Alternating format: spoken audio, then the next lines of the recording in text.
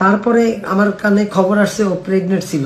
আমি ওরা check up করাইতে চাইছি, ও করে না। ওর বাপের সামনে আমি চেক আপ করাইতে চাইছি, যেইটার কারণে মূলত আমাদের বিচ্ছেদ হয়েছে। আমি ওইটাই ফার্স্টে দেখাই। সেটা হচ্ছে এই যে অন্য অন্য ছেলেদের সাথে শুয়ে আসছে, এরকম বউ কি আপনারা মানবেন? পূরণ করছে, কিন্তু আমার হয়তো বা কপাল খারাপ ছিল, যার জন্য এরকম একটা পরিস্থিতিতে আমার পড়তে হয়েছে। আমি ক্লিয়ার করতে বাধ্য হয়েছি, তারপরে আমি ক্লিয়ার করতে চাই নাই। আমি চাইছিলাম যে এই ব্যাপারটা খুব স্বাভাবিকভাবে মিটমাট হয়ে যাক, কিন্তু আসলে সে চাচ্ছে না। দ্যাটস ওয়াই এত কন্ট্রোভার্সির শিকার হচ্ছি।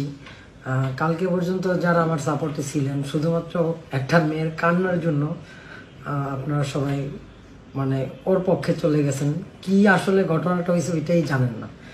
তো আমি অনেক চেষ্টা করছি যে এই ব্যাপারটা গোপনেই থাক, আড়ালেই থাক, কিন্তু এখন ফাইনালি আমি ডিসিশন নিলাম যে ভালোবাসা বুঝে না, বা যে ভালোবাসার মানুষের সম্মান বুঝে না, তাকে সম্মান করাটা আসলে বোকামি।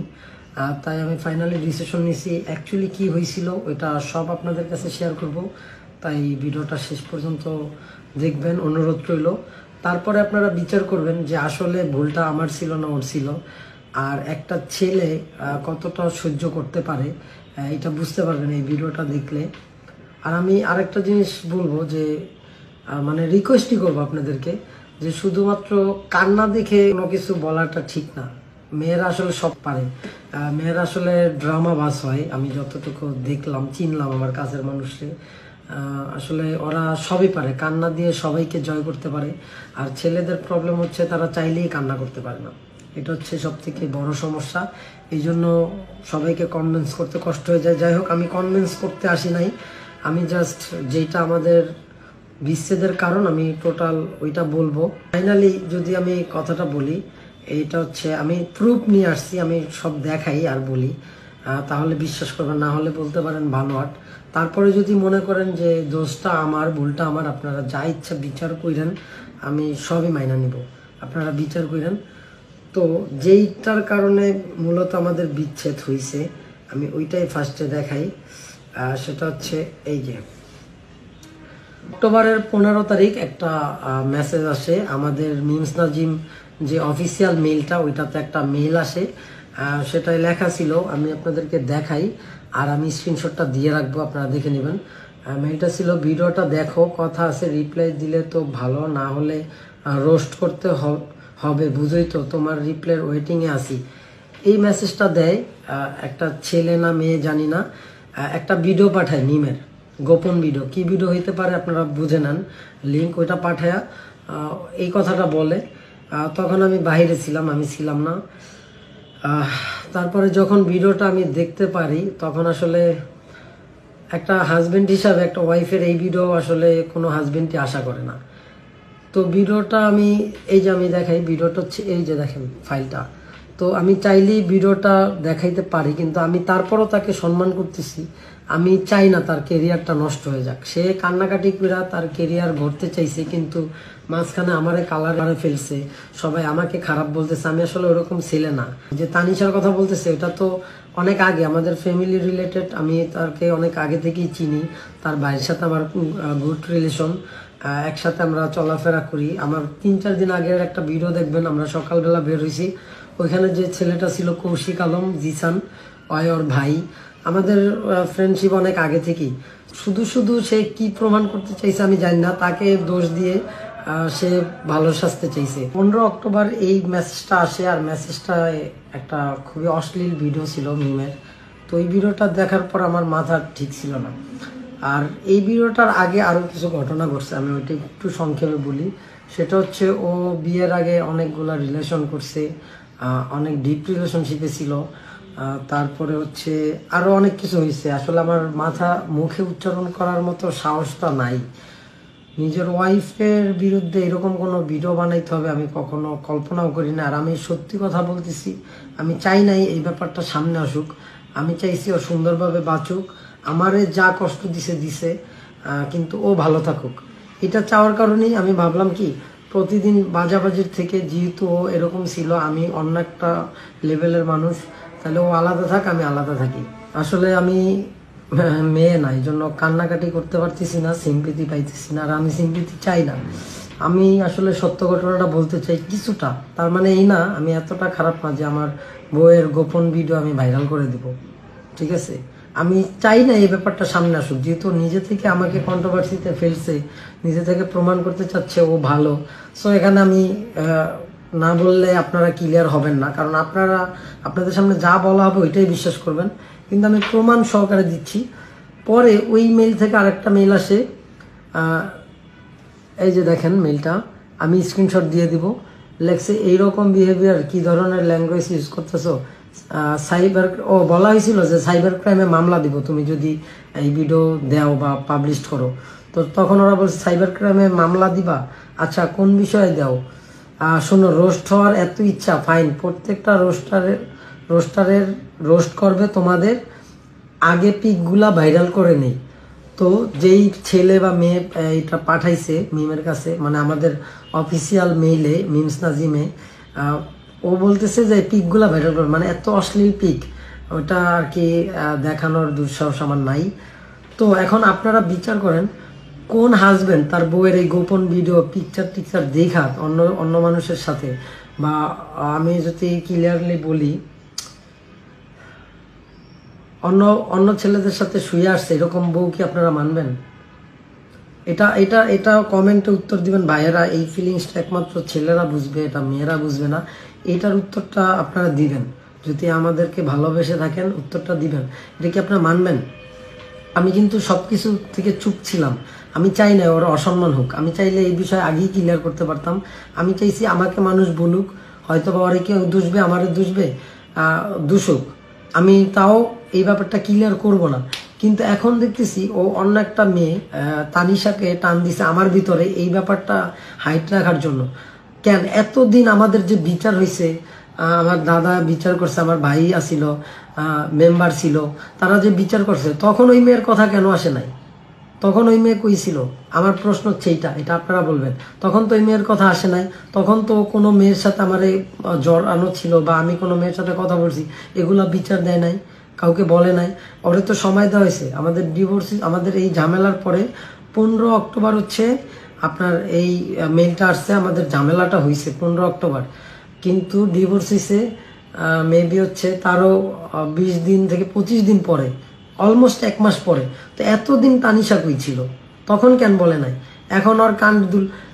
1 নম্বরে আমি তানিশার ব্যাপারে একটু বলি, ওর ফ্যামিলি যথেষ্ট ভালো, আর ওর ভাইয়ের সাথে আমার ভালো সম্পর্ক। সো ওরে টানাটা একদমই ভুল হয়েছে, এটা আমি বলবো। ওর যদি মানহানি হয়, আমি বলবো যে তুমি তোমার মতো তুমি অ্যাকশনে যাও, যদি তোমার মানহানি হয় কোনো ক্ষেত্রে। আমি এই রিলেটেড জড়িত না, তোমার সাথে আমার কোনো সম্পর্ক নাই। আমরা অ্যাজ এ ফ্রেন্ড ছিলাম, দরকারে আজকে থেকে ফ্রেন্ডও থাকবো না। তোমার সাথে আমার কোনো কথা হয় না, এটা তুমিও ভালো করে জানো, তানিশারে বলতেছি। আর তার ফ্যামিলি যদি ভিডিওটা দেখে তাদেরকেও বলতেছি। আর আসল কথা হচ্ছে, যদি মানহানি হয় তোমার, তুমি এই বিরুদ্ধে অ্যাকশন নিতে পারো, যেহেতু তুমি আমার সাথে জড়িত না। আর একটা কথা বলি, অনেক আগে থেকে রিলেশন ছিল, আমার কানে অনেক কিছু এসেছে। আমার কথা আপনাদের বিশ্বাস করতে হবে না, আপনি আমাদের এলাকায় আসেন, এলাকায় যান, তারপর দেখেন যে ওর ব্যাপারে মানুষ কতটুকু ভালো বলে। যদি আমার কথা একটাও মিথ্যা হয়, চুল পরিমাণ মিথ্যা হয়, আপনারা প্রকাশে আমার বিচার করেন, যা ইচ্ছা করেন, যা ইচ্ছা বললেন, আমি সব মাথা পেতে নিব। কিন্তু আমি মিথ্যা অপবাদ নিতে পারবো না যে আমার অন্য মেয়ের সাথে রিলেশন, যার জন্য সংসার ভাঙছে, এটা আমি কখনোই মানবো না। আমি আপনাদের প্রমাণ দেখাইছি। যদি এটাও হয় যে তারপরও আপনাদের বিশ্বাস না হয়, আপনারা কি চান একটা মেয়ের লাইফ নষ্ট করে দিতে, তার একটা প্রাইভেট ভিডিও ভাইরাল করে দিতে? এটা বলেন। আর যারা হাজবেন্ড আছেন, আপনারা বুঝতেছেন যে কোনো বউয়ের পার্সোনাল ভিডিও অন্য মানুষের সাথে, ওইটা দেখা কোনো সংসারে টেকার মতো না। আমি কিন্তু বিয়ের 1 মাস পরে ওর পার্সোনাল ছবি ও অন্য ছেলেদের দিছিল। ওই ছেলে ওরে আবার মেসেজ দিছে যে তুই বিয়ে করছস বা হ্যান ত্যান, তোর এই করো। বিয়ের 1 মাস পরে ওইটা দেখার পরেও আমি মাইনার নিছি যে হ্যাঁ ছোট ছিল, হয়তোবা বুদ্ধির অভাব ছিল, আমি মাইনা নিই, মানুষ ভুল করে। কিন্তু ও তো ভুল করে না, ওর একটা ক্যারেক্টার ছিল 1 নাম্বার। দ্বিতীয় হচ্ছে ওর ফ্যামিলি ওর সাপোর্টে আছে, ওর ফ্যামিলি সাপোর্ট দিচ্ছে, ওর সকল ধরনের টাকা পয়সা কাবিনের আমি দিয়ে ওরে বিদায় করছি। দোষটা ওর ছিল, তারপরে আমি দিয়ে দিছি। যত গোল্ড ছিল, যত জামা কাপড় ছিল, যা কিছু ওর ছিল, সব কিছু আরে দিয়ে দিছি, সব নিয়ে গেছে বিচারের মাধ্যমে। ইভেন ওর আব্বু একটা ফ্রিজ গিফট করছিল বিয়ের পরে আমাকে না জানাইয়া, ওটার ভিডিও আপনারা দেখছেন। আর আম্মু নিয়ে আসছিল সরাসরি বাসায়, আমি জানতাম না, সারপ্রাইজ দিছিল। ওই ফ্রিজটা পর্যন্ত আমি দিয়ে দিছি। আমি কিন্তু নতুন ফ্রিজ কিনছি, যেদিন দিছি ওদিনই কিনছি। তো আমি সবকিছু দিয়ে বিদায় করছি। কিন্তু আমার প্রশ্ন হচ্ছে, সে অন্য মেয়ের সাথে আমার কেন এই কন্ট্রোভার্সিটা করতেছে, 1 নাম্বার প্রশ্ন। আর তার কান্নার ভিডিওটা যে করছে ফার্স্ট, ওইটা আমি দেখছি, ওইখানে ঠিক ছিল, তার মতো সে ভিডিও করছে, সেখানেও কিন্তু ও কোনো মেয়ের নাম বলে নাই। এখন কেন নতুন করে অভিনয় শুরু? সোশ্যাল মিডিয়া সম্পর্কে ধারণা থাকে তাহলে আশা করি একটু হলেও বুঝবেন। এর বিশেষ কারণ হচ্ছে টাইমলাইন নিয়ে থাকবে, কেরিয়ারটারে একটু শক্ত করতেছে যাতে তারে চিনুক। সে যে বলতেছে, আরেকটা কথা মনে পড়লো, সে ওই ভিডিওতে বলছে যে আমার নাকি কিচ্ছু ছিল না, তারপরে আমার বিয়ে করছে। কিচ্ছু না থাকলে আমার বিয়ে করছে কেন? ছিল না, তারপর আমাকে বিয়ে করছে। ব্যাপারটা খুবই হাস্যকর। আমি প্রমাণ দিচ্ছি, আমি প্রমাণ ছাড়া কোনো কথা বলবো না। 2021 সালে মনে হয় ওর সাথে আমার পরিচয়, 2021 সালে, মাসটা মনে নাই। তখন আমার সুজুকি এসএফ ছিল, ব্র্যান্ড নিউ বাইক। আমি 2019 সালে নিজের টাকায় বাইক কিনছি। যখন ওর সাথে আমার রিলেশন হয় তখন আমি আইফোন 11 প্রো ম্যাক্স ব্যবহার করি। আমি কোনো রাস্তার ছেলে ছিলাম না, এটা আপনাদের বোঝা উচিত। আমি ছবিগুলা দিয়ে দেবো ডে বাই ডে, আমার ইনস্টাগ্রামে আপনারা পেয়ে যাবেন যে আমি আমার লাইফ ক্লিট আমি কেমনে করছি। এটা দেখার পরে আমি জানি না, আমি লোভের কথা বলবো না, ওর ভিতরে লোভ ছিল কিনা আমি জানি না, কিন্তু আমার সাথে থাকা অবস্থায় আমি দেখি নাই। তবে ওর ফ্যামিলি যখন জানতে পারছে আমার বিজনেস আছে, আমার নিজের মোবাইলের শপ আছে, খোঁজ খবর নিছে, ওর মা আমার সাথে বিয়ে দেওয়ার জন্য পাগল হয়ে গেছে। আমাকে রীতিমতো চাপ দিছে, প্রেশার দিছে যে তুমি তাড়াতাড়ি বিয়ে করো, নাইলে অন্য কারোর সাথে ওর আব্বু বিয়ে দিয়ে দিবে। এরকম বলার পরে, আর আমি যেহেতু ভালোবাসছিলাম, আমি তো তখন এত খোঁজ খবর নেই নাই যে ওর ব্যাকগ্রাউন্ড এত খারাপ, জানলে আমি অবশ্যই বিয়ে করতাম না। তো আমি তখন ব্যবসা নিয়ে প্রচুর ব্যস্ত ছিলাম, আমি ওর সাথে তেমন একটা দেখাও করতে পারতাম না।